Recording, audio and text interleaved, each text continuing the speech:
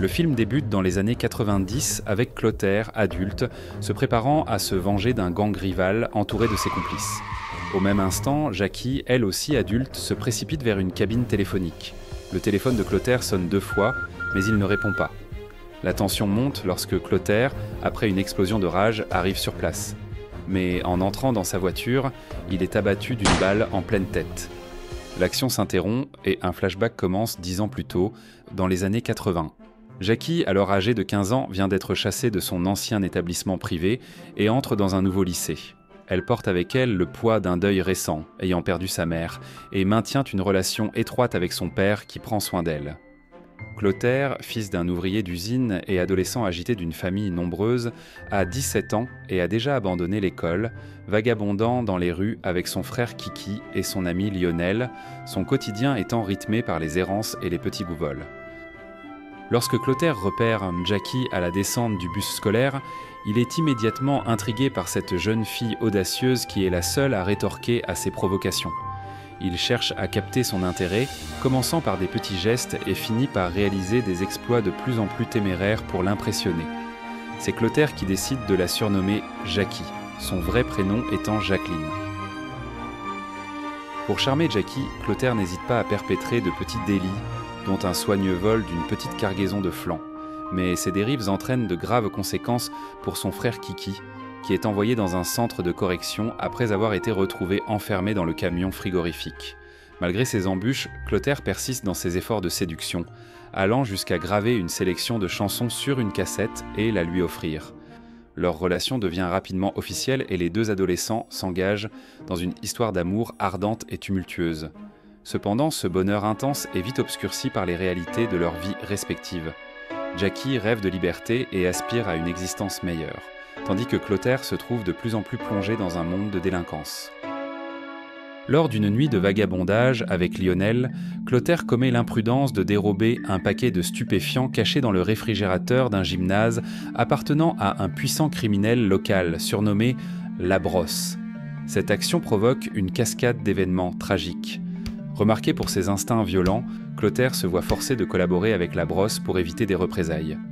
Lionel, son ami loyal, ne tolère pas cette chute dans l'abîme et choisit de s'éloigner, laissant Clotaire encore plus esseulé.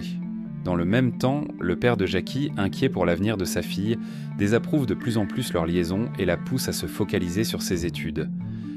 Les tensions s'amplifient entre Jackie et Clotaire, et leur amour, autrefois intense, commence à se fissurer. Le tournant dramatique arrive lors d'un braquage sur les quais où Clotaire avec Tony, le fils de La Brosse, et d'autres complices tentent de dérober une cargaison de lingots d'un fourgon blindé, profitant d'une grève à l'usine où le père de Clotaire travaillait avant d'être licencié. La situation dégénère lorsque Tony, sans scrupule, abat un des convoyeurs qui tente de protéger la cargaison. Horrifié par cet acte, Clotaire s'élance pour porter secours au convoyeur gisant au sol, mais ses compagnons l'abandonnent lâchement. Après une longue course-poursuite avec les forces de l'ordre, il est arrêté et accusé du meurtre. La Brosse, soucieux de protéger son fils Tony, pousse Clotaire à garder le silence lors de son procès. Clotaire suit les ordres et accepte mais finit condamné à 12 ans de prison pour un crime qu'il n'a pas commis, tandis que Jackie, dévasté par cette nouvelle, échoue à ses examens. Plus de 10 années s'écoulent. À sa sortie de prison, Clotaire retrouve sa famille, notamment sa mère et son frère, son père étant décédé, qui tentent de le réconforter. Mais il reste obsédé par le souvenir de Jackie. Il apprend, par le père de celle-ci, qu'elle est désormais mariée à Jeffrey, gérant d'une agence de location de voitures pour laquelle elle travaille, et même le père de Jackie pense à refaire sa vie. De son côté, Jackie tente de mener une vie rangée, mais elle ne parvient pas à oublier Clotaire et s'ennuie.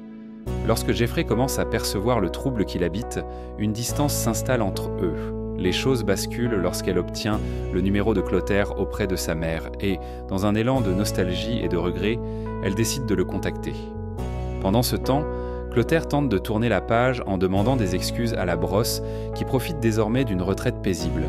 Désormais, Tony dirige les affaires et les retrouvailles entre les 2 hommes se terminent en tragédie. Clotaire échoue à réclamer son dû pour avoir gardé le silence pendant sa détention et finit battu sur le parking d'une boîte de nuit et en représailles, il provoque un accident de voiture dans lequel il tue Tony.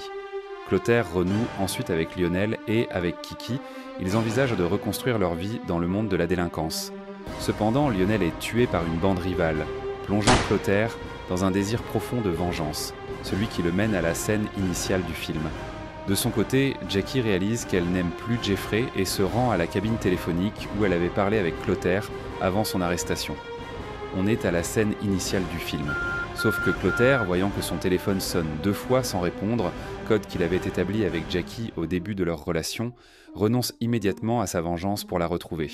Jeffrey a suivi Jackie et l'agresse, mais elle se défend et l'assomme avec le combiné du téléphone. Clotaire arrive alors sur les lieux, retrouvant enfin son amour de jeunesse. Ensemble, ils accompagnent Jeffrey à l'hôpital, où ils se font également soigner, tout en discutant de leur passé et des choix qui les ont éloignés. Clotaire lui confie avoir appris le sens de nombreux mots en prison, en confectionnant une feuille contenant 457 mots qu'il a écrits en pensant à elle. Ils retombent dans les bras l'un de l'autre et fuient ensemble. Clotaire et Jackie, désormais salariés dans un hypermarché, mènent une existence modeste mais sereine. Lorsqu'un chef réprimande Clotaire pour une petite faute, il demeure posé, ayant tiré des leçons de ses erreurs et juré à Jackie de ne plus se quereller, et elle s'interpose pour soutenir son partenaire, porté par leur histoire partagée. Plus tard, les 2 amants profitent d'un repas dans un restaurant, enfin libres de vivre leur amour, loin de la brutalité et des remords. Clotaire déclare pour la première fois à Jackie qu'il l'aime,